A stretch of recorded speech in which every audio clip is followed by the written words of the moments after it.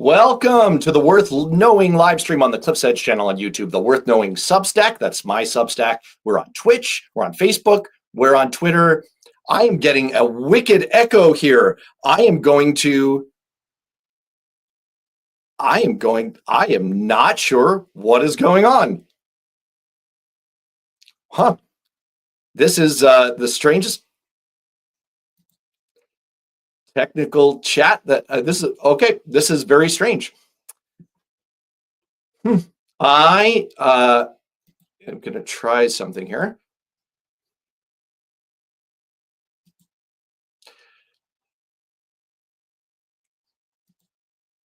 All right. Let's see if we get an echo here. No echo? Yahtzee!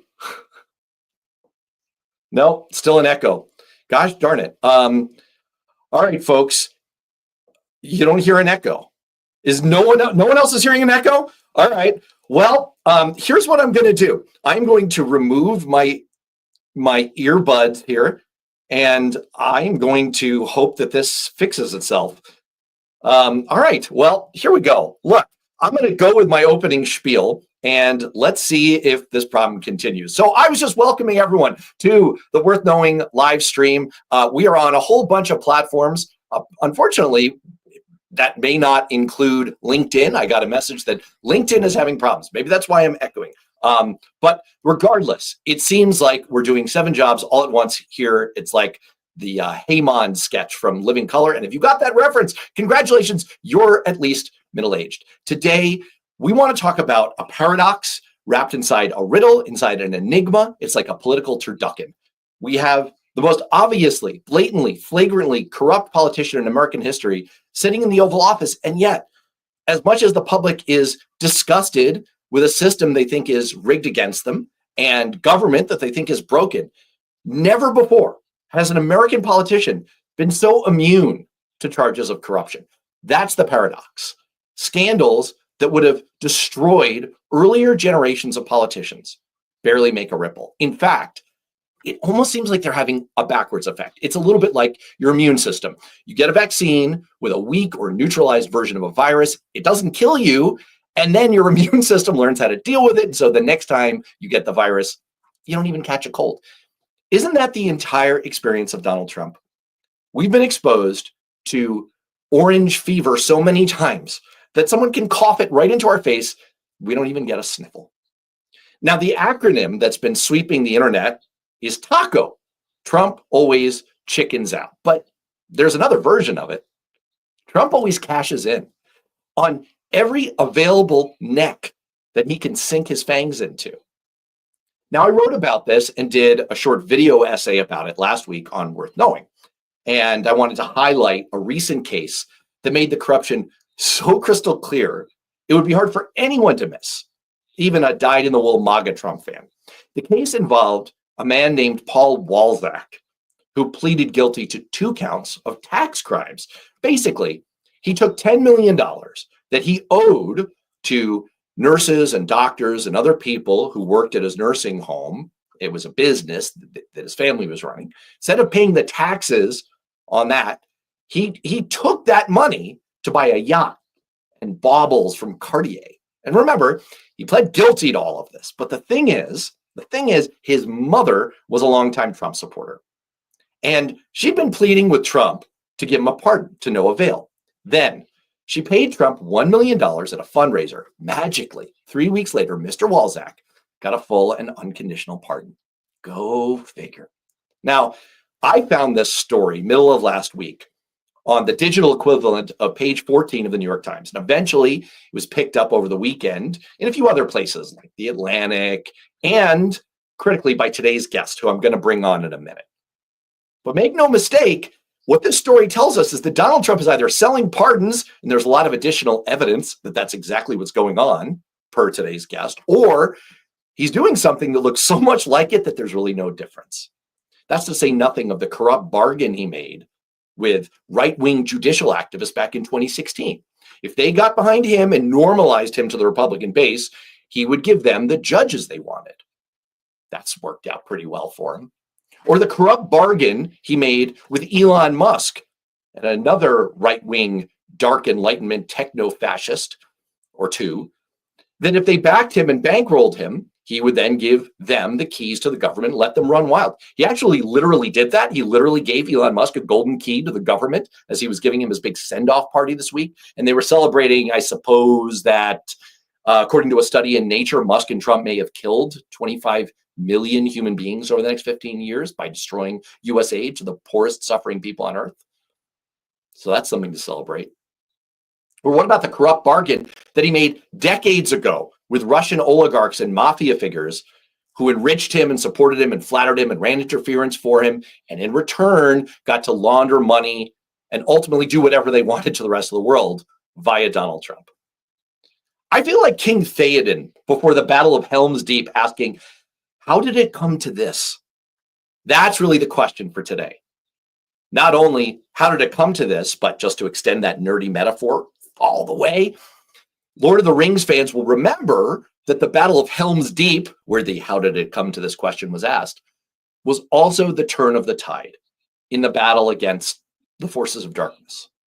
So that's my question. Is the growing obviousness of Trump's corruption, this stack of deals with many devils, is it now going to start to catch up with him? And if not, how can we make this the turn of the tide? And part of the answer that I'm going to suggest is it might be counterintuitive. Maybe the answer is not to attack Trump about it. Part of it might be to tie Trump to the one thing that we know voters want above anything else, change. And for Democrats to become a muscular activist alpha force for change. To get into all of this, finally, after a lot of filibustering, really happy to bring in today's guest, who's truly one of the great experts on Trump's history of corruption. Greg Olear is the author of the outstanding Substack and podcast Prevail, a prolific author of books like Dirty Rubles, An Introduction to Trump Russia, and Rough Beast, Who Donald Trump Really Is, What He'll Do If Reelected, and Why Democracy Must Prevail. That is an extra long subhead, which is something that I really appreciate. Greg Olear, welcome. Hey, thanks for having me. It's great to be here.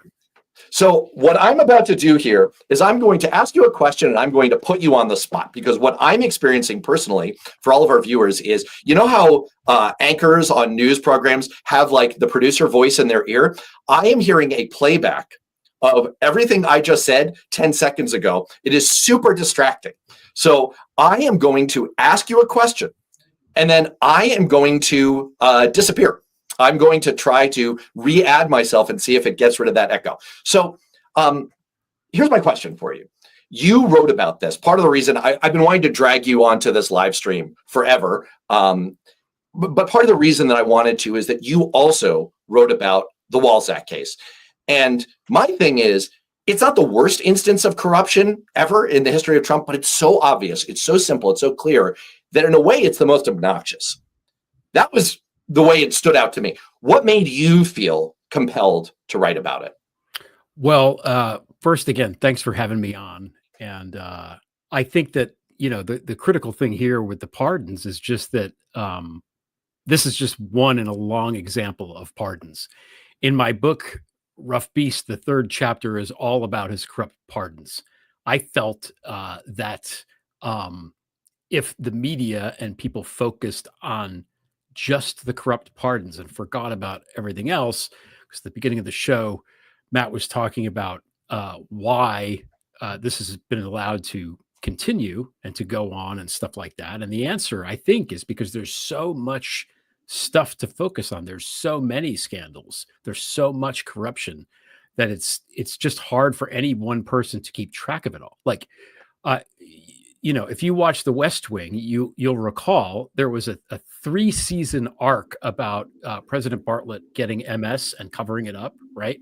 And when Trump was found like lying about his medical records and those goons broke in and stole the medical records from the doctor, that was literally gone in 2 hours from the news. Like, that's where we are right now. Like, something which is a big deal, completely gone from the news.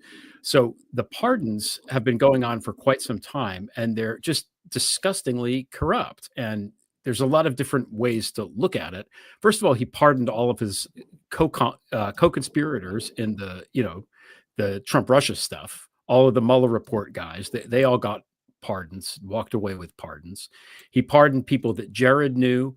And even this new case with this Balzac guy, um, although it's pretty obvious that it's just completely corrupt, it's at least he went to trial and pled guilty and had the day in proverbial day in court. There's a guy named Ken Kurson who was the editor of the Observer, who Jared Kushner installed there after he bought it and ruined it, and he was indicted for like cyber stalking and harassment, and he got pardoned before the case even went to trial. So the victims of his alleged crimes could not, and it's very hard to indict somebody for cyber stalking. It's hard to even find people interested in pursuing that, but they were able to do it. They put it before the grand jury. They're ready to go to trial, and then Trump issues the pardon, and there's no trial, there's no justice, there's no day in court. And this guy just walks away because he's buddies with Jared Kushner, and he used to work for Giuliani. And speaking of Giuliani, and this is what you were alluding to about the other proof. Okay, so Noelle Dunphy, who, as you may recall, sued Giuliani. She used to work for him as a sort of off the books executive assistant, and lots of horrible stuff went on there, allegedly. But she made a lot of recordings of stuff that Giuliani said. And in her lawsuit, it alleges that Giuliani was basically out there brokering sales of pardons for $2 million, and he would keep $1 million and give $1 million to Trump. He talked about this more than once. She has recordings of it, apparently. And so, the through line here is that it costs $1 million for a pardon. And if you're Trump, like if you have a brain that small and that addled, wouldn't you be like, yeah, $1 million for a pardon? Like that even seems like something he would do, and a price he would set, right? So it's all there. And, to your point, it's corrupt. Like nobody wants this. Nobody, literally no one, if you sat them down and explained this, would want this to work this way. It's just, it makes a mockery of the entire justice system. And it's just unfair. It has nothing to do with politics. It has nothing to do with policy. It's just unfair. That's one of the things that you pointed out in your piece about this was that Donald Trump once fell for a prank where a journalist wrote him a check for 13 cents and he cashed it, which goes to show that like chasing the merest pennies under the table is definitely in his wheelhouse. And I just want to point out, by the way, in the midst of this conversation that first of all, I've put up on the screen your handle. Yes, you do this awesome YouTube show called The 5-8. And that is up there right now. And I do want people, first of all, I want people to subscribe to my Substack, please, and thank you, Worth Knowing. And you can find it worthknowing.substack.com. And I very much want people to find you on Substack at Prevail. Just really, really fascinating and great stuff. And one of the things you wrote about is this comparison to the Mark Rich case, the hypocrisy of the lack of reaction from Republicans now. And, this goes right to, Peter Baker wrote this up in the New York Times as well, like just reaching back into our Clinton, deep brain. When Hillary Clinton was first lady, there was a whole furor over reports that she had once made $100,000 out of a $1,000 investment in cattle futures. And it had happened a dozen years before her husband became president. And it was a scandal and forced the White House to initiate a review. And now we've got a situation where Jeff Bezos has agreed to finance a promotional film about Melania Trump that will reportedly put $28 million into her pocket. Crickets. Absolute crickets. Why did you want to bring in the Mark Rich story and just remind people what the story is? Yeah. So Mark Rich was this financier and tax cheat. Basically, he's born in Belgium, comes to the United States to flee from the Nazis during the war with his parents. And he winds up making a lot of money, but he was indicted with his associate, Pinky Green, I think was the associate's name, for like something like 70 some odd counts of like tax evasion and trading with the enemy and some other things. So, kind of a sleazy guy. And rather than go to trial, he immediately just flees the country. this is in 1983, he flees. And he's on the lam for almost 20 years. He's just out there in the ether, which if you have all this money, I guess you can do. He was in Switzerland, which didn't have the extradition, whatever. But there was a lot of lobbying on the behalf of his ex-wife, Denise Rich, who was a big Democratic Party fundraiser. And I think on the last day of the presidency, like right when he was about to leave, Clinton pardoned Mark Rich. And that was a big scandal, and it ignited this firestorm in the House, which was, I think, then controlled by the Republicans. Dan Burton, who was the head of the I forget which commission it was, but had a committee look into the pardon and wrote this actually really good report about it on corrupt pardons. And that's what they found. They found that it was corrupt and Clinton shouldn't have done it. And the Republicans obviously had a field day with it. The Democrats didn't like it either. The quotes from the Democrats are almost as bad, if not worse, than the quotes from the Republicans. And I think if you ask Clinton now, would he do it again? He would say, no way, wasn't worth it, whatever. But it was clearly bad. It was clearly corrupt. And there was no real reason why this guy should deserve a pardon. And that's the thing. The Constitution is very vague about the pardon power. The president really can pardon anybody he wants for whatever reason he wants. I think it's actually not illegal per the Constitution to take. I mean, maybe taking money is illegal, but there's nothing that prohibits even quid pro quo of that kind. So, you're in this very fuzzy area, but traditionally, people who get pardons deserve them. They've served time. They were falsely imprisoned. They express remorse. They've changed. They have people lobbying for them, whatever. There's lots and lots of examples of this. And Mark Rich was not an example. And none of these people that Trump has pardoned, none of them, for the most part, deserve the pardon because it's just so clearly corrupt. Why did he pardon Charles Kushner? I can't imagine why. Oh, I can't imagine. Yes, I'm absolutely baffled.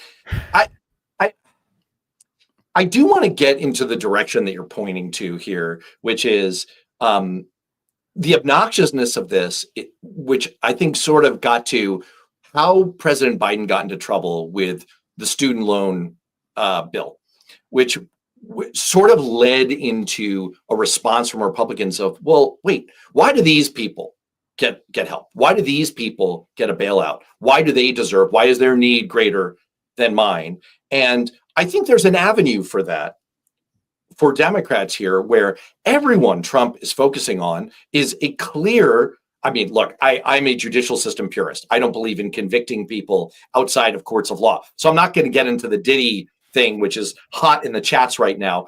But I'm sure happy to get into this Walzak case where you have someone who pled guilty. I think that there's a pathway for Democrats there. But I'm going to put a pin in that because I have one of the world leading experts on Donald Trump's background with Russia.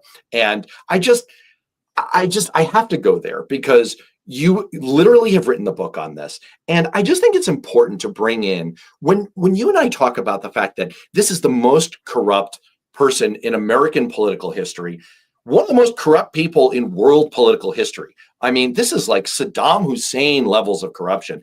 I want to just get across that we're not whistling Dixie here. You have all of the receipts. So here's my question to you. We will get back to this whole like corruption theme and how Democrats can go after it. But before we get there, when you think about Donald Trump's deep, corrupt connection with Russia, pick one thing that you wish more people knew about that history? I don't know if I could isolate it to one thing, but what bothers me about it is the sort of refusal for people to take it seriously, despite literally decades of evidence pointing towards it, including recent evidence, including first-person evidence of former KGB operatives who claim it.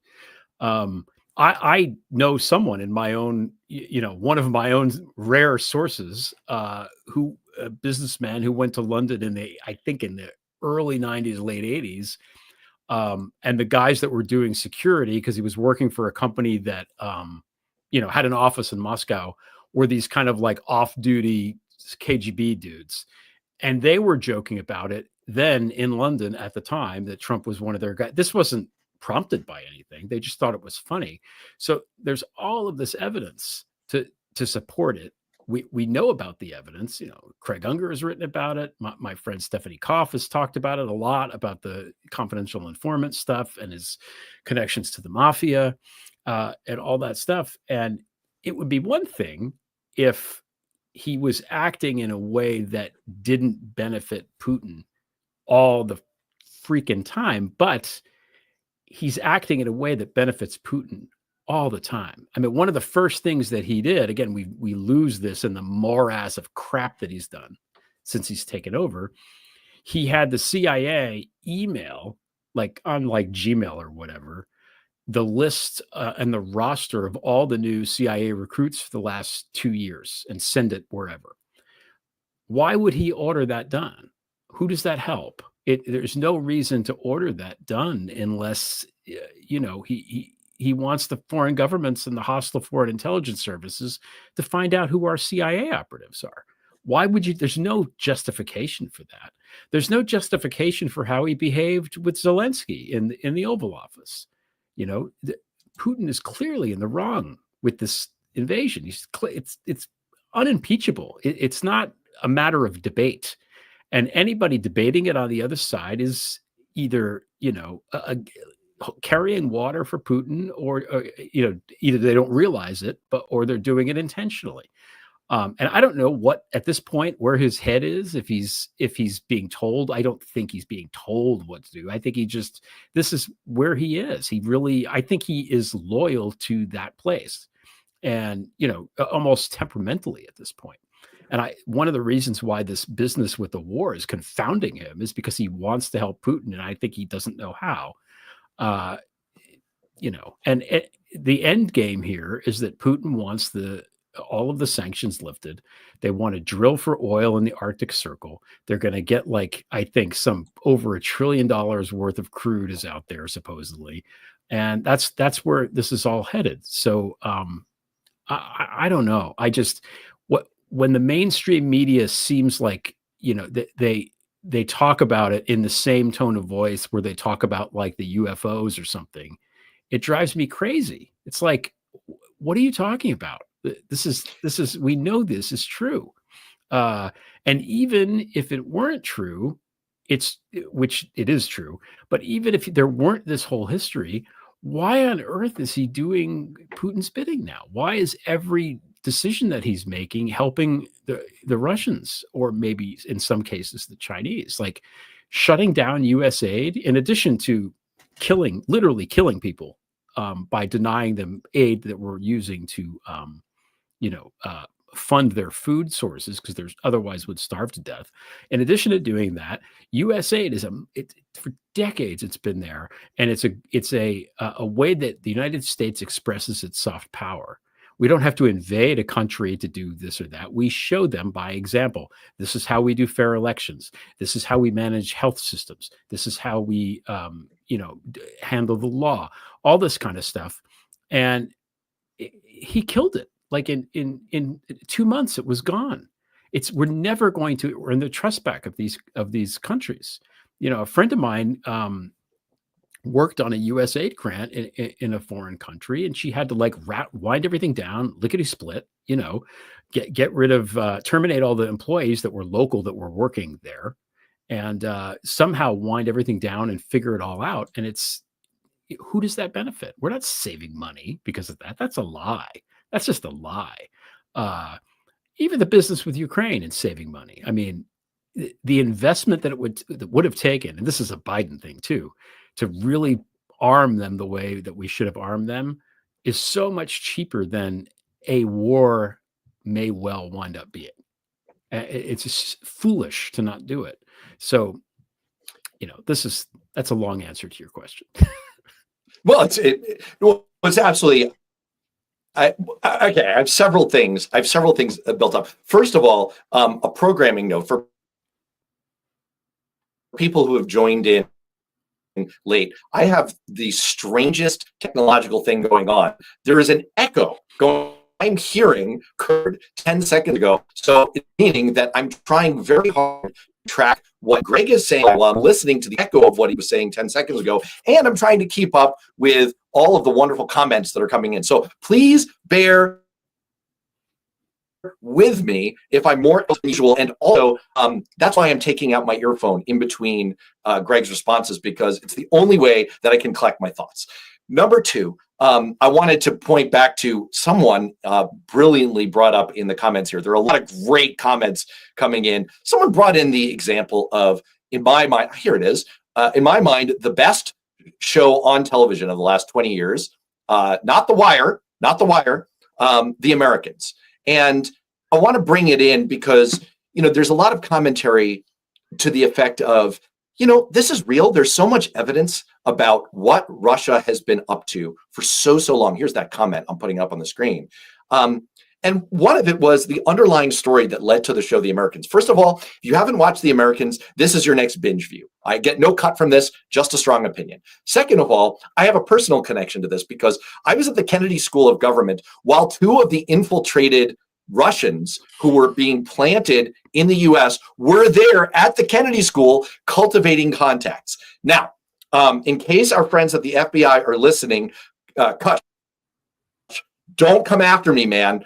They never cultivated me. Why? I don't know. I'm feeling kind of like, why is no one hitting on me at the bar? Like, come on, Russians. Like, I'm not worth your time. Like, I don't seem like a great prospect. I did go to be a senior congressional staffer. Like, hit me up, bro. But anyway, I felt a certain amount of connection with that story. And it just underscores the fact that there is a worldwide effort. It's something I got into with Dan Perry last week. There has been a well-documented worldwide effort to undermine, attack, infiltrate democracies in the West, not just the US, but certainly very much including the US. And Donald Trump was the leading edge of the wedge on that. You have it so well documented in your books. We've talked about it on my podcast, Beyond Politics, before. And this is, as Shakespeare wrote, very real and very full of proof. There is no longer any doubt. All of that is a big setup for my next question that I'm going to. Before I get to my next question to you, I do have to just say on your USAID point that this, I think, is going to go down as, and you catalog it so well on Prevail in your most recent post, this is going to go down as truly one of the most shameful episodes, not just in American history, but in world history. We had an opportunity. What's the inverse of that study in Nature, where our shutting down of foreign aid costing us less than a penny of our tax dollars. Shutting that down is going to cost, according to their study in Nature, 25 million lives. 25 million human beings are going to die because of Donald Trump. Explain to me, someone, how this is not the most shameful episode in history, in the history of the United States, and one of the most shameful in world history. It's absolutely disgusting and reasonless and pointless. And maybe it's partially explained by the fact that it was spearheaded by Elon Musk, and he's a drug addict whose judgment is highly questionable. My article on it in Newsweek, and I'm looking at it right now. When was this from? February 7th. I called it MAGA Speared Its White Whale, Leaving the World's Poor to Die. And I make the comparison to Captain Ahab, who the quote is, "Towards thee I row, thou all-destroying but unconquering whale. To the last I grapple with thee. From hell's heart I stab at thee. For hate's sake I spit my last breath at thee." Republicans have been after this for no reason whatsoever for decades. They have been after destroying American aid. They know math. They know that this is not a major source of American taxpayer dollars. They're doing it out of pure, unadulterated spite and for pure craven political purposes to twist what we're doing. And, in terms of aiding the world. And then they have the gall to try to cast themselves as the party of evangelicals. Anyway, okay. I apologize for the rant. I'm going to put my earbuds back in so that I can hear what you actually respond to my next question. But where I was going with this is the reason I wanted you to lay out that history, that deep, very true, very full of proof history of Trump and Russia, is that it is so beyond doubt his deep corruption at this point. It begs the question, do people not care? Why is this not a thing? And what I'd like to do is I'd like to read you the hypothesis of Mark Jacob, our guest here 2 weeks ago, former editor for the Chicago Tribune, Chicago Sun-Times, wonderful writer. This is what he literally just posted this morning. Not talking about corruption per se, talking about other issues, but I think it's very much on point. I want to read it to you and tell me what you think. This is what he said. When the media and politicians attack Trump directly, they trigger the defensive reflex that Fox News has long trained in his supporters. The notion that the left and the media have Trump derangement syndrome, and everything they say is fake news. When these Trump supporters hear his name uttered by his critics, they instantly discount the rest of the message. For a decade, I've been waiting for Trump supporters to be turned off by his crude behavior and rampant dishonesty, but they haven't. He makes his base of mostly white, mostly male voters feel good about themselves by sending a message that they own this country. So attacks on Trump's persona simply don't work, but attacks on the consequences of his policies might. The consequences: more food poisoning because of a lack of restaurant inspections, more cases of measles because of vaccination cutbacks, more lung cancer deaths because of the cancellation of programs to get people to quit smoking. Partisan arguments can wait. Right now, it's imperative to get across to people that the government isn't working for them because it's too busy making the super rich super richer. Instead of framing things as Democrats versus Republicans, we need to see the choice as decency versus cruelty, as competence versus grift. They voted for James last year again. All right, Greg, what do you make of this? How do we make this the turn of the tide and start to turn this on Trump? Is it by going after corruption overall? Well, before I get to the question, a couple of comments. Yes, I gave you a long screen, so you I didn't. I couldn't interject because you didn't have the earbuds in. But I just want to say, like, by all means, the U.S. aid starving all these people to death thing is horrifying and awful. But it is not as awful, I think, objectively, as slavery or genociding the Native Americans. So we can't say that is a fair point. That is a fair point. I know what you mean, and I don't. But no, you're right. It's on the list certainly, but it's not. And it feels ridiculous having to even like talk like this and rank these things like it's some sort of worst podcast gimmick in history. I have to confess, I watched the pilot of The Americans, like, I don't know, like 7 years ago. And I couldn't do it because honestly, I was so tired of reading about Russian spies that I'm like, I can't do this on my free time. I need to watch something that isn't about that, So, listen, man, your time has come. Matthew Rhys, by the way, is a Welshman playing a Russian, playing an American. His American accent is better than mine. He deserves not a Tony, an Emmy, or an Oscar. He gets an EGOT, and he gets maybe a Nobel Prize. So anyway, that's my The Americans. You should watch it. I hear you, and I know I should. But to your point, I mean, the main problem that we have right now is that the media isn't reporting things accurately. Just in a general way. We now are at a phase of things where legacy media is owned by very few people. The people that own the companies tend to be right-wing. And what is talked about on the shows is controlled. And, there's always this hope with journalism that it's objective. And of course, when you're writing a story about something, you have to be objective, no matter how much you hate the other person or whatever. You have to present it objectively. And I try to do, even though I don't consider myself a journalist per se, I always try to see the other person's point of view and look at things objectively.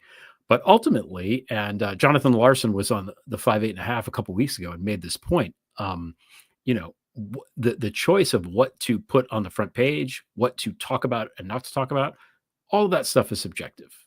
So that's the first thing. Media companies make subjective choices not to cover this stuff. They cover it the way that they always covered it, and the way that they always covered it is inadequate to the moment. So there needs to be a new model for how we do things. I don't know what the model is going to be, but the parent companies are in no hurry to make this, come to fruition. So, that's a problem. And then in a larger sense, the problem is the entire war on reality. And I feel like I make this same silly, I say the same thing every time I'm on somebody's podcast, but like the first thing he did when he became president the first time is he sent Sean Spicer out to tell people that his crowd size was bigger than Obama's. And everyone sat in the room, and every single person in the room knew that Sean Spicer was lying, including Sean Spicer. But Trump made him do it. He did it. And that was the day that Kellyanne Conway later on coined the term alternative facts. So as we know from our fascism, studies, which we've now had to unfortunately spend time, reviewing, what these tyrannical governments want to do is destroy the very concept of reality. They want it to be that you're so confused and so gaslit that you can't tell truth from reality anymore. And eventually when that happens, you just go, you curl up into the fetal position and crawl under your desk. And the media is contributing to that right now because they're painting a reality that is different from the reality that we're living in. I mean, some of the Times headlines, for example, are just, I can't even think of an example off the top of my head, but sometimes he'll say something so terrifying. And then you look at the headline, you're like, what is this? In what planet? Like, they're trying so hard to make him not seem like a criminal, tyrant, rapist, racist, who's, blatantly, we're like 37 minutes into this podcast. We haven't even talked about the crypto scheme yet, which is it's just a flat out bribery scheme. It's just flat out, but an anonymous bribery scheme. So anybody could give him money. Russians, Saudis, Chinese, mafioso, who the hell knows who's giving him this money, and Melania and everybody else. So it's so corrupt. And I think people don't like corruption, but again, they'll do the very Kremlin-y thing and say, well, but Bill Clinton, well, Joe Biden pardoned Hunter. Well, Hunter was convicted on this very bizarre gun charge, which for some reason the NRA just didn't weigh in on. I don't know why. I can't figure it out. They would weigh on any other gun charge. They only charged him and went after him because he was who he was. If he was me or you or anybody watching this, there's no way he would have been charged for that as a crime. And I supported that because I think that the actual crime and the situation was unfair. And the point of the pardon system is to correct unfairness and patent unfairness. And just because it happens to be his son doesn't mean he shouldn't correct the unfairness. But they'll tell you, well, Biden voted the son, so therefore Trump can pardon the guy that gave him $1 million. And Hunter Biden sold some paintings, therefore Melania can get this money from Jeff Bezos and whatever else comes in under all these book deals, which are just basically vehicles for someone to give someone else a big pile of money, et cetera, et cetera. So I don't know. Well, let me just weigh in quickly because we're getting a couple of comments and questions in here asking for our view. Is crypto a scam, or is it a thing? Is it real?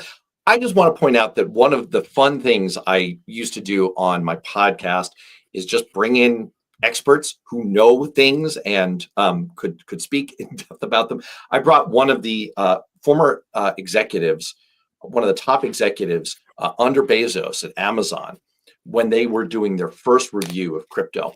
And basically what he revealed was they had done, and he wrote a little piece about this, they had done an internal review of all the use cases of crypto, and they could not come up with one that wasn't essentially a scam, that wasn't essentially a Ponzi scheme. They are struggling to this day to figure out, what is this good for? Sometimes when my kids are kind of, if you have kids, they'll behave like maniacs sometimes, right? Like that's a thing that young people do. And I'll sometimes pause them in the middle of whatever bizarre activity they're doing. And I'll say, so why is this good? Like, why is what you're doing good?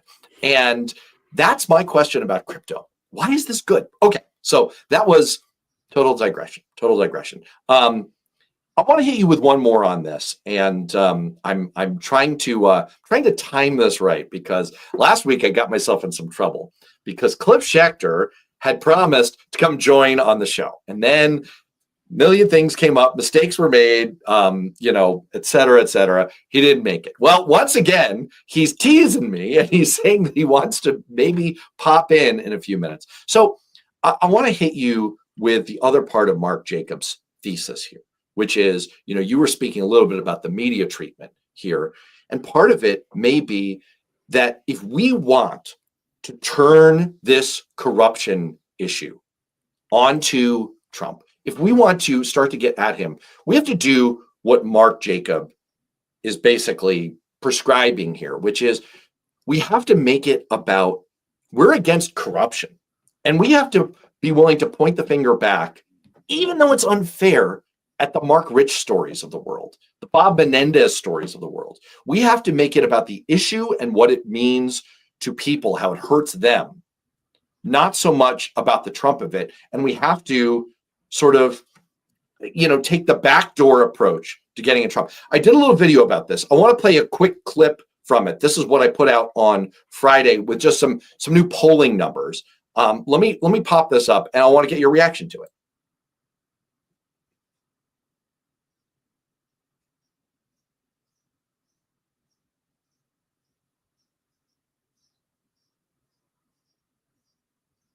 Part of it can also be explained by some new polling numbers from Navigator Research. They point out that it's definitely true that Republicans are seen as more corrupt than Democrats, and Donald Trump adds to that perception, but not as much as you'd think. If you ask about which party is more corrupt, voters say Republicans by a margin of 7 points, and that margin grows to 15 points when you mention Donald Trump's name. And that's a clue, because that's not that big a difference. In fact, Navigator shows that Americans are pretty evenly split on which party they trust more when it comes to corruption. And here's the real clincher. They tested two different messages. Message one says that the scale of corruption under Trump massively outweighs that of any past presidency, Democrat or Republican, and we need to do something about it.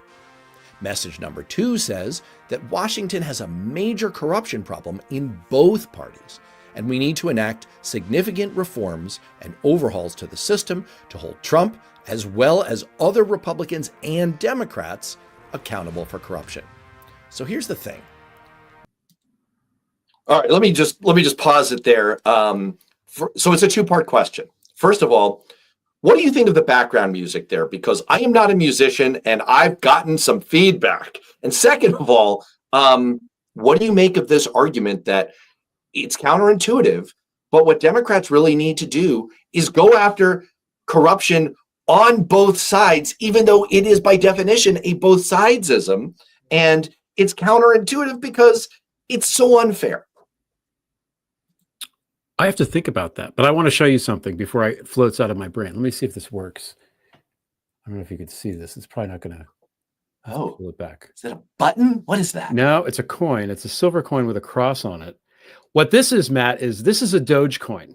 This is actually a Dogecoin. It is a coin issued in Venice in the 16th century. Like a real Dogecoin. Yeah, 15th, whatever. So it's a real Dogecoin as opposed to the one that isn't made of silver, isn't struck, and is complete, garbage. To get to the point, I mean, the problem I think is there's just so much, like, when some other person has had a problem with a scandal, say, with Clinton, obviously the Lewinsky thing. Before that, it was the Whitewater Hillary thing that you alluded to, but it's always one thing. It's the monkey business boat thing or whatever. It's one thing, and the media can just keep talking about it over and over about this one thing. What's the one thing with Trump? What's the one thing? Am I allowed to swear? Go nuts. I strongly support swearing. He fucking took classified documents home with him and left them in the least safe place in the entire country, which is the bathroom at Mar-a-Lago. Like, I don't yes, know. right. Words fail.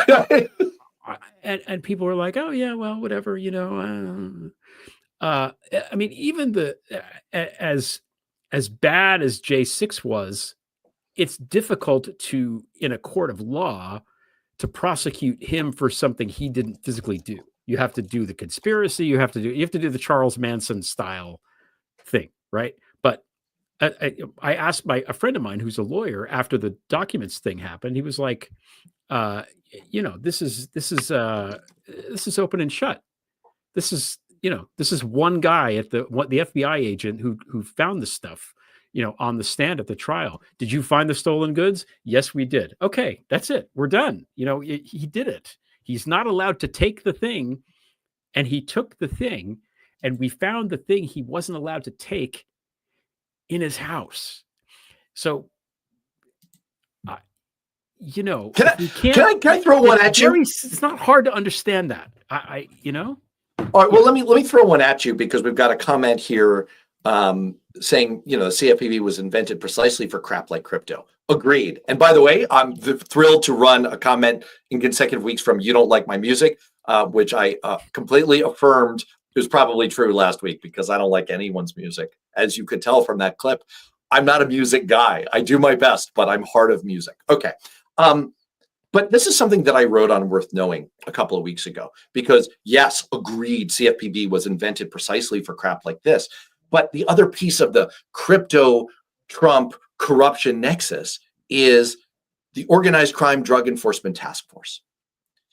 It is the arm of the Justice Department that is literally responsible for taking down transnational crime, taking down drug and human trafficking networks. Now, what do transnational drug and human trafficking networks rely on? Crypto. So my whole point here was, at the exact same moment, there were two stories that ran on the same day. One was the Justice Department doing away with the Organized Crime Drug Enforcement Task Force, which was, by the way, a Reagan-era unit. This is a Ronald Reagan thing that they stood up. And the exact same day, the story in the New York Times was Trump's son's deals on 3 continents directly benefit the president. Yeah, no shit. And the quote there was, a contest of sorts has played out across Europe, the United States, and the Middle East in recent days as President Trump's 2 older sons have pursued a blitz of family money-making ventures, capitalizing on their father's name and power, each seemingly trying to outdo the other. It's a rush to cash that involves billions of dollars with few precedents in American history. And guess what? Guess what all of this involves? Freaking crypto. One of the companies that Don Jr. is cozying up to is a Cayman Islands-based crypto company that was fined $45 million by the SEC in 2023 and agreed to leave the U.S. marketplace for violating federal securities law. So there you go, Greg. I'm not nearly the international expert that you are on like Russian mafioso figures and their ties to the Trump organization, but it's just an awfully stunning coincidence that at the same time the Trump boys are running around hoovering up as much crypto cash and like Russian oligarch cash as they possibly can. The same time, Trump shuts down the law enforcement arm most responsible for going after it. Amazing.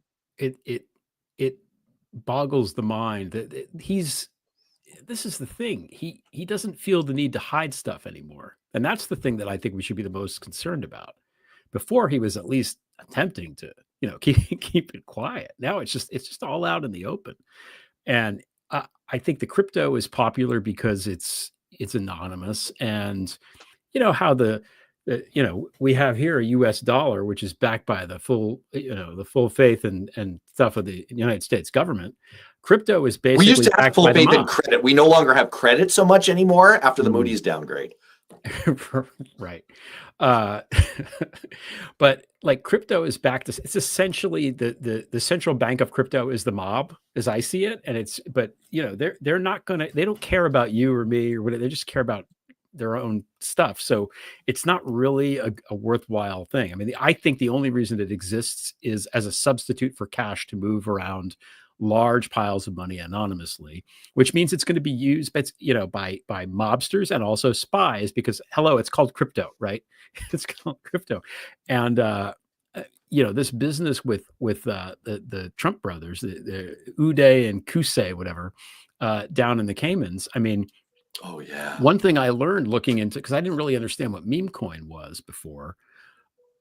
When you create a meme coin, it's just like a thing. It's just like me being like, hey, here's a thing. This is a little piece of whatever that is worth nothing and has no monetary actual value. let's pretend that it does. And then people just pay because they think they're going to ride the wave. But the person who creates the meme coin gets money every time there's a transaction buying or selling it, which is, so Trump made $360 million just on transaction fees, because the volume of trading. Exactly. Was high. And, so it's not so much about my thing is worth this, my thing is worth that. Although certainly, when he's going to, for example, advertise that all these billionaires have to pay money to go have dinner with him in this currency, obviously the value is going to go up. So people can buy it in, let the value go up a couple of dollars, and then sell it because, buy low, sell high is a time-honored strategy. And as you pointed out, the entire thing was explained in that documentary Trading Places. Y'all are a couple of bookies is pretty much the Donald Trump that's the Trump meme coin business model, right? It's like, it's like they explain, goes up, goes down. Either way, we make a commission, $1. And there you go. And by the way, I've successfully filibustered long enough that ask and you shall receive. Cliff Schechter, you just operated into my discussion with Greg Olear. Thank you for having me. And I just wanted to say quickly, you also missed out on a couple other words they said in Trading Places that I'm pretty sure Donald Trump also uses. So we probably don't want to say those words on here. That's really just for Donnie and his dad when they were going around deciding who could live in their new properties and who couldn't.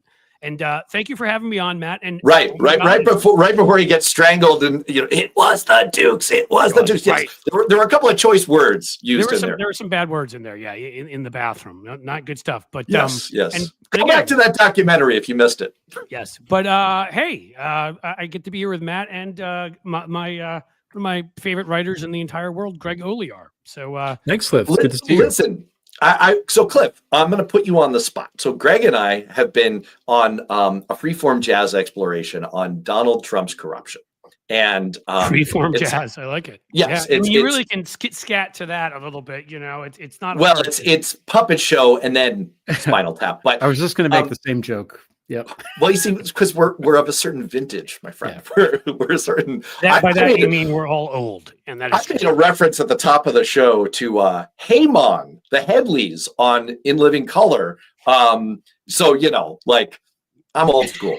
So I'm scared. Anything I could think of to say from In Living Color would get me in trouble. So yes, right. Talk about words that we shouldn't repeat. So Fire Marshal Bob, if you want me to, or Bill. Well, that's a good one. So Cliff, okay. give me your take on this, and this is hot in the comments here. We all agree. We're all like everyone in the community here who's chatting and commenting is in deep, profound agreement about crypto is a scam. Donald Trump is knee deep in all kinds of scams. He is weaponizing them through the power of the presidency and pardon power and everything else in a variety of Trump money-making organization, maneuvers. He's essentially monetized the entire presidency. He's so deeply corrupt. No one gives a shit, apparently. And so we're trying to figure out. These are all statements that are 100% correct. Right. And I don't even think slightly controversial. Right. And my suggestion is that the new definition of taco should be Trump always cashes out. And it is true. But since no one cares, how do Democrats weaponize this against him? Now, Mark Jacobs' suggestion was, you know what? You got to jujitsu this. You have to not go after Trump because that raises everyone's partisan blinders. They'll just shut it out. Fake news, Trump derangement system, yada, yada, yada. What you've got to do is you've got to go after how corruption hurts. This is essentially like taking from the coffers and taking from you and not giving you the relief and the money that you deserve. But I mean, Cliff, what do you think? Well, yeah, I mean, look, that's exactly right. I mean, in political work I did in the past, it was always quite clear. And again, I hate it because Democrats are too poll tested and too much and we need to just sit there and think, how would you think about this? We don't do that. How would I think about it if my Medicaid's being cut so I can't take my family somewhere to get health care when Elon Musk is getting a tax cut for his 14th yacht. How would I feel about that? Or because how would I feel if they're ripping away my Social Security because Jeff Bezos's future wife needs a couple new body parts that he needs to buy her? That would probably piss me off. And I think that the fact of the matter is that it isn't just about Trump's corruption. Sadly, I think people have just sort of accepted that. I mean, it is insane when I deal with Republicans I know who voted for him, and they try to, they try to kind of either BS their way out of it, or they go with their buzzwords that Republicans have had hearings on to give them to use over the years. They seem to all start with B. What about Biden? What about Benghazi? What about, and all that kind of bullshit. Another B word. But the way you do it is, yes, you show how it is harming America. You show how it is harming you, the individual. You jujitsu it by making it that you should go to Trump voters because they've been told all of this stuff already by Donald Trump, and say Donald Trump's discriminating against you because they've been told they're victims, and they really are now of him.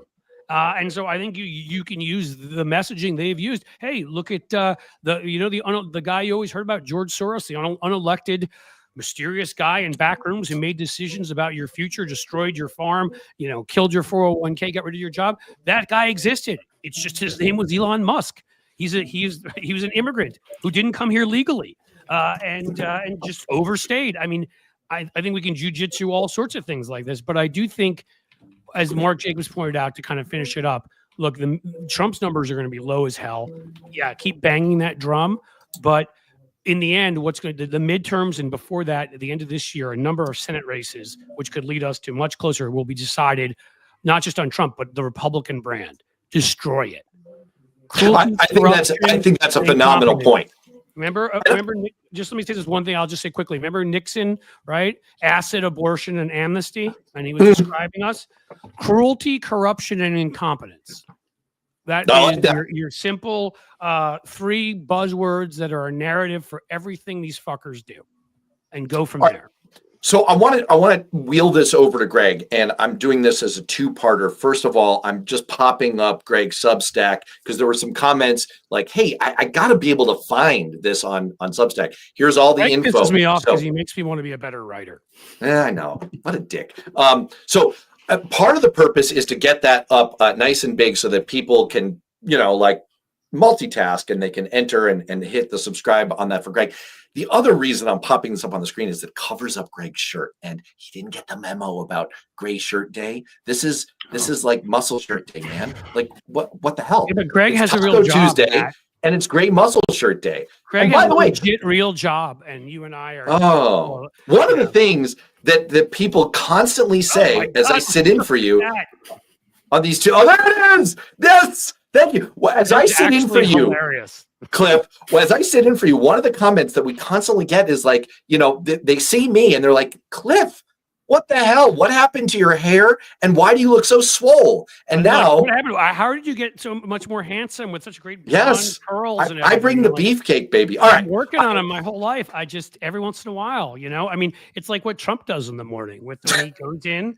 And the hair is like down to here, whatever, and then he, piss cotton candies it up and gets the orange stuff going. It's like, by the way, one of my favorite commenters, who's just like bringing the heat all live stream long, is Chipmunk Milk. And I just had to pop this up on the screen. You've got fans, my brother. You've got fans. You've got OnlyFans, really, is what it's yeah, this is welcome to Greg Olier's OnlyFans. All right, we're gonna let you get into word edgewise. We've just been filibustering nonstop.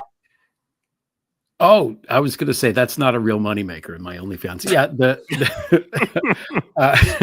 What was the question? I forget. The question. I lost it somewhere in the midst of looking in your eyes and your abs. The question was, Cliff was basically suggesting like, all right, look, let's boil this down. It's corruption. It's incompetence. It's crime, right? I think those were your 3 C's. Pick one. Pick one thing. If you could worm your way into Hakeem Jeffries' head, what would you say? Right, I've kind of been in this situation as a congressional staffer. Quickly, you can read my Substack from yesterday. I had lots of not nice things to say about. Wait. Go ahead. Sorry, Greg. if I'm worming my way into his head, does that mean I'm a brain worm? Because then I would be saying the vaccines are about, we need to study this further and find out what measles is good for you or whatever. That's what I would be saying Try if it I out would for 6 months, and yeah, just like I did a wife. if I was that. No, I My, think, my wife is a doctor, by the way, and she is losing her mind. yeah. I can't even She's imagine. losing her mind. Anyway, sorry, Greg, go. I'm gonna look.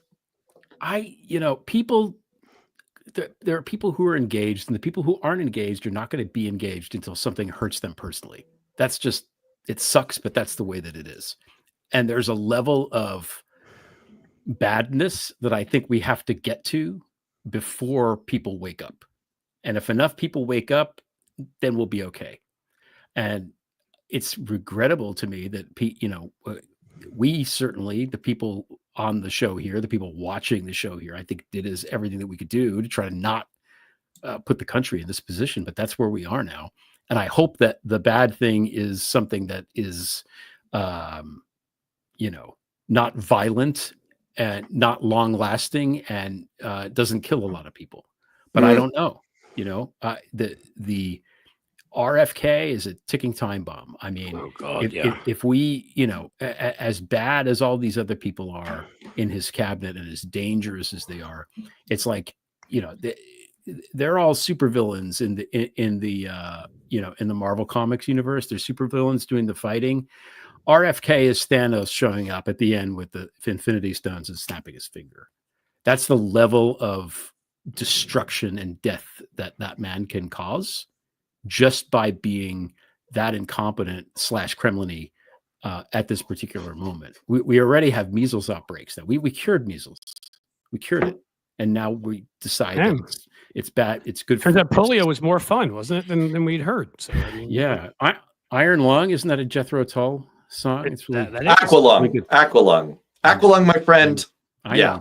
Well, I guess we could sing that. Iron Lung. I think you're exact. I mean, I think Greg's exactly right. But I think that thing is going to be the economy. I think in the end, Americans are so. I mean, I hope it's not what RFK does, because then we will all die.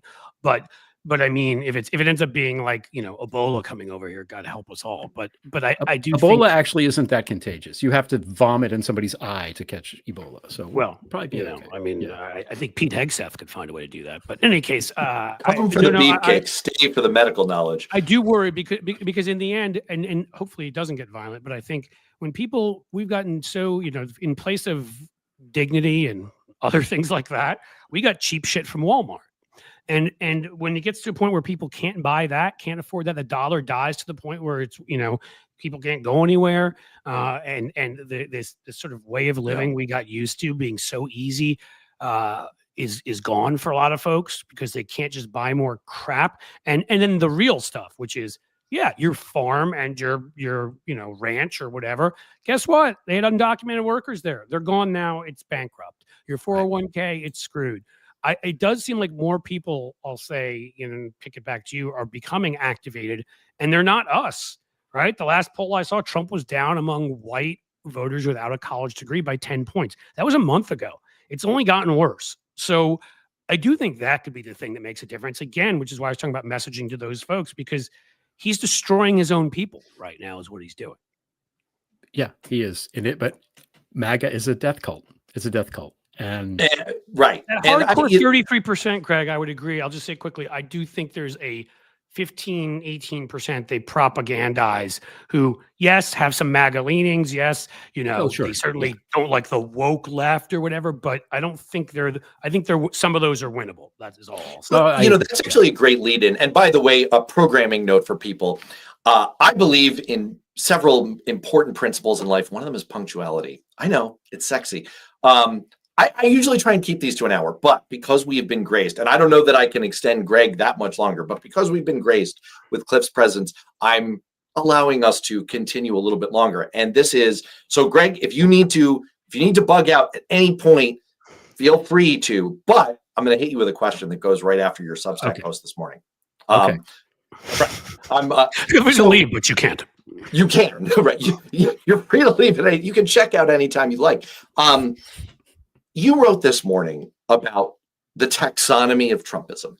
You were getting at the fact that there are multiple forces underway. Now, it's funny, you and I tend to kind of channel similar lines of thinking. I wrote a piece for Newsweek, about 6-7 weeks ago, in which I argued there isn't one MAGA endgame.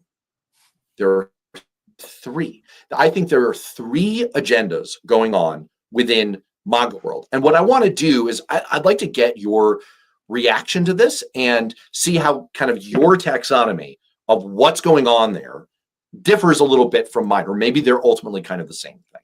My version of it was there are three schemes going on here. One is the very obvious block led by Donald Trump himself. They're easy to figure. They're motivated by power and payback. That's what they care about, power and payback. Everything is a bottomless quest for more money, more power, more retribution. There's a second faction, and it's led by OMB head and Project 2025 avatar Russell Vought, and that's made up of Heritage Foundation infused true believers who see the entire government as a cancer needing radical chemo. And they have literally, he's literally said that his goal is to put the people who work for our government, for putting us into trauma in order to drive them out and to try to shrink down the government to the size where you can drown it in a bathtub. But then there's a third faction, which is the extreme dark enlightenment group, kind of led by Elon Musk, as espoused by Curtis Yarvin. It's this whole idea that democracy is done. They truly believe this. This is what they've said.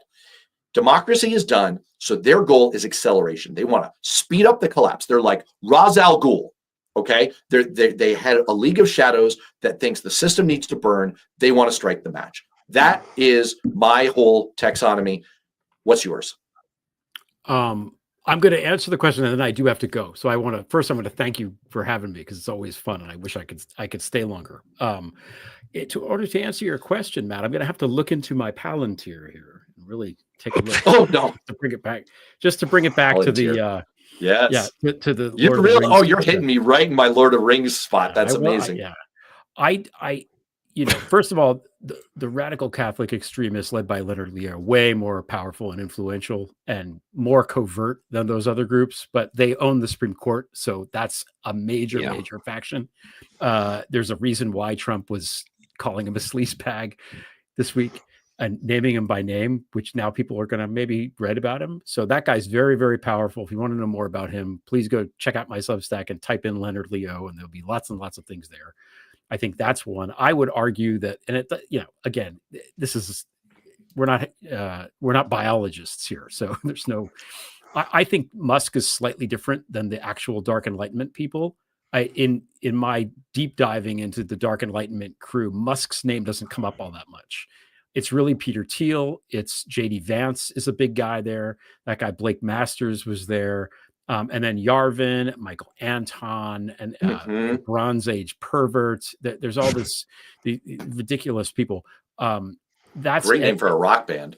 They read the Unabomber Manifesto and sort of vibe with it, which is an interesting thing to read if you want to understand what they're about. By the way, so crazy how it's all gotten so shaken up, isn't it? Like, yeah. Go ahead. It's so I would put those in the factions as well. And I think there are people, almost everybody there has some ulterior motive, individually or whatever. Also with back to Musk, I think Musk I don't think he's working for the United States. This is just my personal opinion. I think he was talking to Putin on the phone all the time. Like, that's not normal. Well, how soon did the little incel bros get the passwords at the Treasury Department after Musk? Yeah. Like, I'm sorry, how soon did Russia start trying to access it with the passwords they had? Like 10 minutes later? Cliff, thanks for saying that. That's the distinction. Musk is incel. Dark Enlightenment are incel types who can get laid. That's the difference.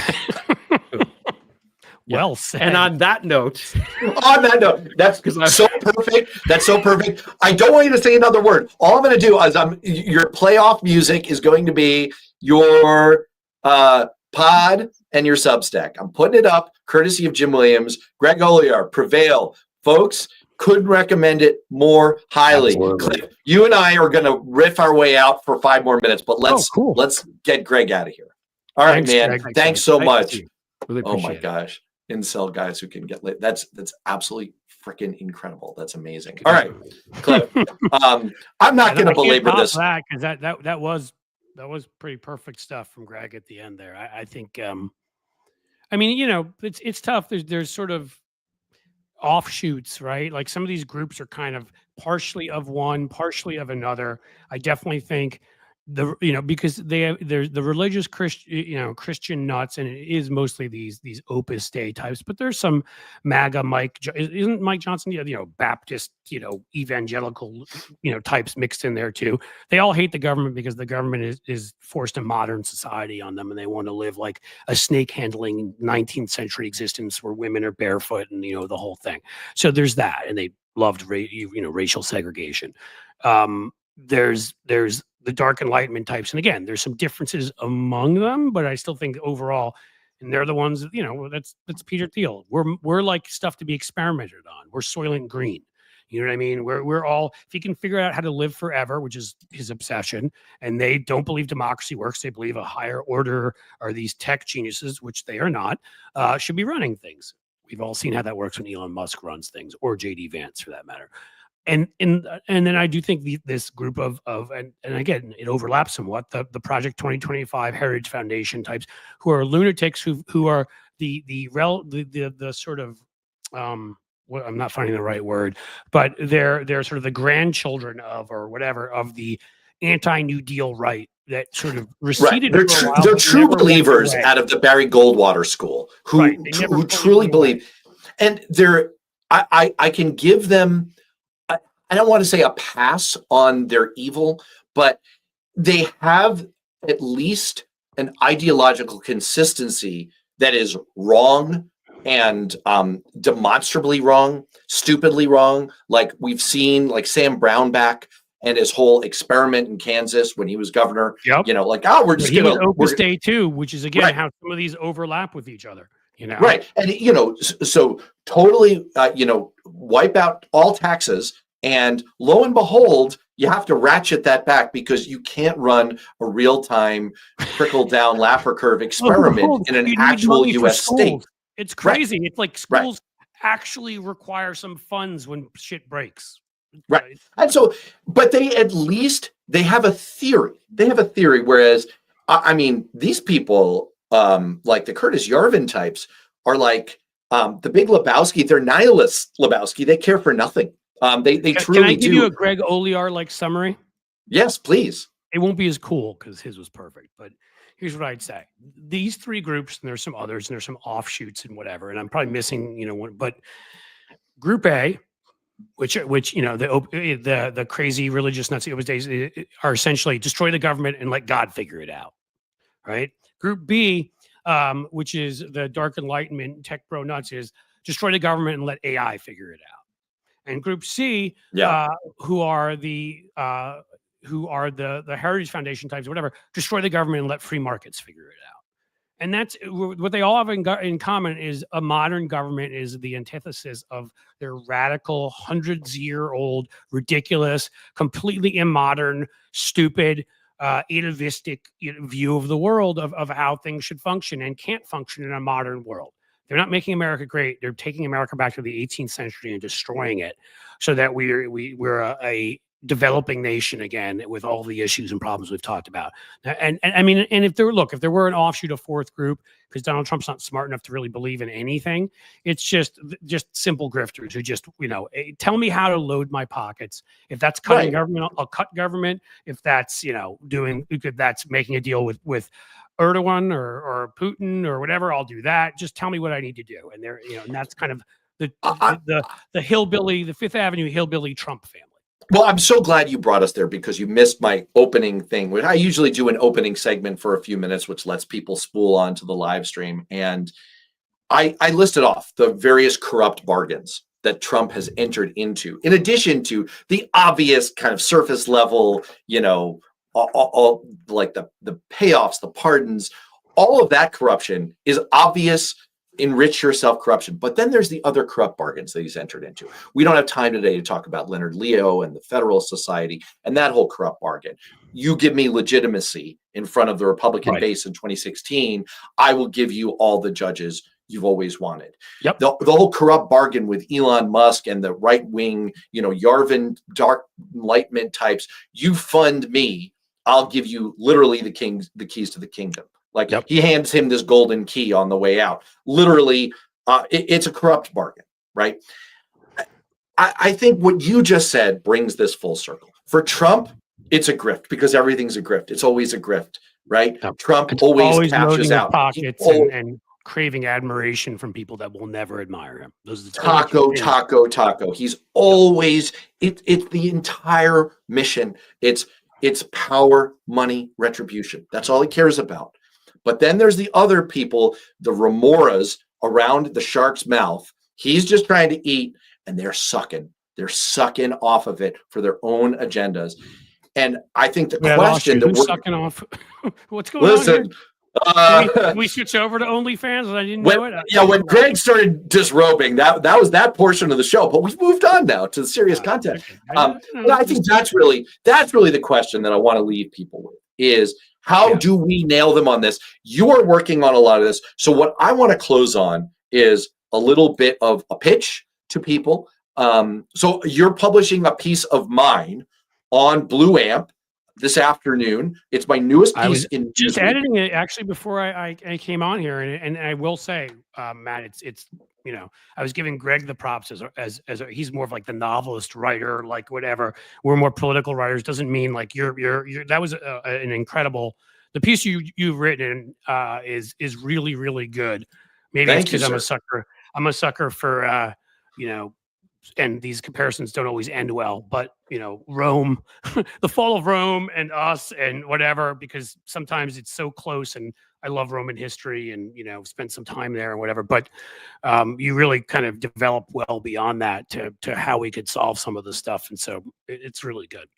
Well, thank you. Thank you very much. And part of the reason I'm like kind of shamelessly self-promoting here is also I want to make sure that people who are grabbing this through the YouTube have gone over and at least gotten a free subscription over on Blue Amp, on Substack. That's where they can find a lot of your stuff, including your Thursday Substack only live stream, which is one of the biggest things going on Substack right now. Who do you have coming up this Thursday? Awesome. I'm really excited. We've got Shannon Watts, founder of Moms Demand Action,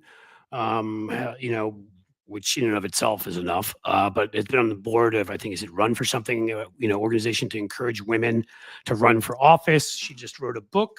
Might as well promote it here too, because Shannon's fantastic. Fired Up, how to turn your spark into a flame and come alive at any age. And she sort of tells the story of how, at middle age, she found herself being an activist on a pretty important issue that she had never intended to be.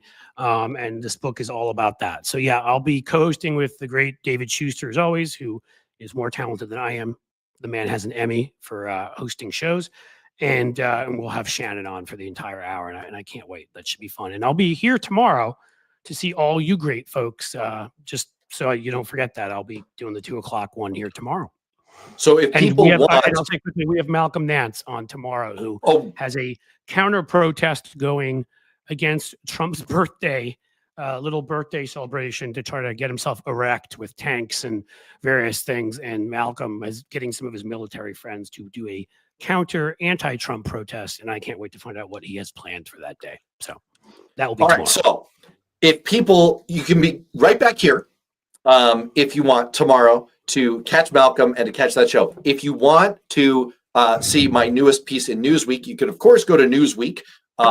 You can also, what I really want you to do is make sure you have subscribed to Cliff's Substack over at Blue Amp.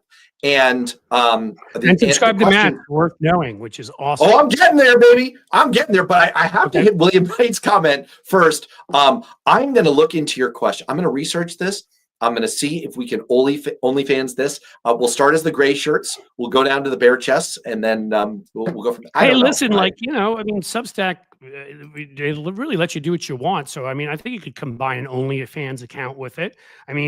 you know, their free speech thing. I think there already is OnlyFans and porn and God knows what. I just probably just got us demonetized, but you know, Right. that's what I do. Well, That's on there because we know there are a couple Nazis on there. I just have always made sure to remind people that that if you get to know the people there who run it, you know who they are, and you know that they're just trying to stick to a no,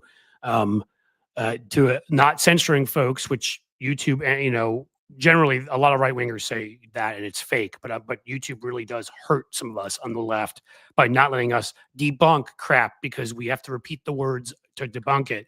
So I would tell you over at Substack, there's like a couple of these idiots and they live in their own, you know, in their own little Nazi slum together and nobody ever bothers with them. And it's really that app has got mostly folks like us on it now, which has become great. It's become a thriving. By the way, I got to put up a couple of these comments that are really just chef's kiss. Beautiful, you know, for people who are into feet and also for people who are into Cliff. There it is. Ooh la la. And Listen, I'm going to take us out on this. It's all a battle against time at this point. Yes, time the always sands wins. of time are shifting, mostly Time south. always wins, but I hit the gym a few times a week, and we'll keep doing it until I croak and fall over. Rich, Until the gym hits back. All right, and so I'm going to take us out on here. I hope people will check out Worth Knowing. You can get my pod there, and obviously you found your way here. So it's like if you're already here, you may have even come onto this through my Substack. But I hope people will find their way over there. Your subscribing helps me, helps this show. We're all trying to make the pie higher and try to amplify some of the things we're talking about that the regular media is not talking about so much, which is kind of a shame. All right. On that note, why what Matt's doing is, I'll say, just to compliment him, is perfect. I hope folks understand because we, you know, helping to amplify other creators on Substack, which Matt is doing, which is fantastic. But then also, you know, at this point, Newsweek, it has the branding it used to have, but is a more conservative outlet. And Matt is getting his columns in there, which means there are some folks he's able to reach that are not suspecting, so that when you make intelligent arguments, a few of them may actually change their minds. And so what he's doing is what we need to do to also keep pushing our folks while infiltrating some of their spots, is what I would say. That is, I think, the name of the game. Well, thank you for that. And thank you to all of you who've been commenting. I've said it before. I'll say it again. I love doing these live streams. I appreciate Cliff letting me sit in the chair as I've been doing often these recent weeks, because this is a lot of fun. And the most I get out of it is from the comments and the interaction with all of you. By the way, speaking of your upcoming guest on Thursday, I have Amanda Littman coming on this show in 3 weeks, the founder of Run for Something. So make sure to set a calendar reminder to yourself to be back here every week on Tuesday. And while you're multitasking, final pitch, worthknowing.substack.com for me. Blueamp. Is calm? It's calm, right? It's actually blueamp.co because somebody already had that. But I think we're cool. Blueamp.co. We don't need an M. M's are for people who need to feel cool. We don't need that. We don't need no M's. All right. On that note, thanks everyone. We will see you next week. Take care, guys.